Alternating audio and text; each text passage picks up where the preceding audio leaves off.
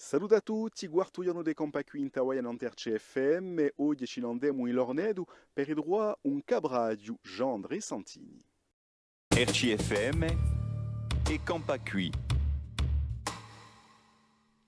L'année de siamo famiglia, delle zone di Umoabu, Mogacaro, Marcicacaro, donc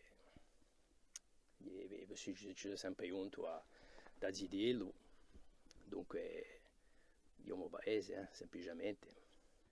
È un mestiere di pastore, e beh, mi è venuto io a campa qui in paese, appena l'uso paesano mi è sempre piaciuto, essere di campa come un paesano e in più aveva appena questa passione degli animali, ho visto un caro lavorare appena in questa maniera e dunque mi sono lanciato.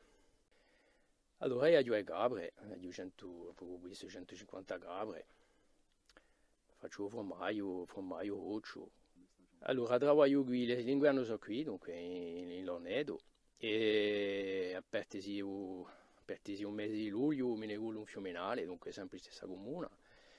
Ma io un paesolo di Agumona che è un'altra orga, e dunque sto qua su luglio e agosto, e gli animali stanno sino a ottobre qua su.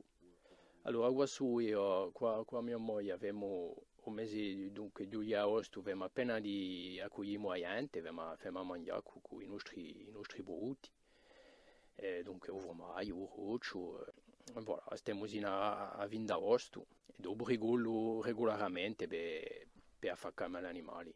Un mestiere che quantunque siamo ben aiutati, questa non c'è mica negata, ma è vero che è un mestiere difficile perché c'è sempre così, non c'è mica, l'animale non si può mica lasciare, c'è sempre avere un occhio, sia qui, quando le so qui, quando le so in montagna, c'è sempre avere un occhio e quantunque lascia poco tempo per fare strafari, dice radio.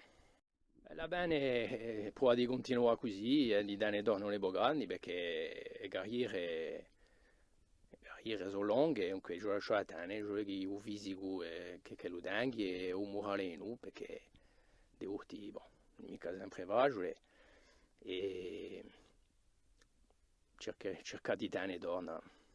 E domande per compiere la nostra girandolata in Hawaii ci anderemo in Perogazeveti per il droit un purcaggio Martin Bracogni. A domande dunque per l'ultimo giorno dei compa qui in Hawaii. RCFM e Campacui.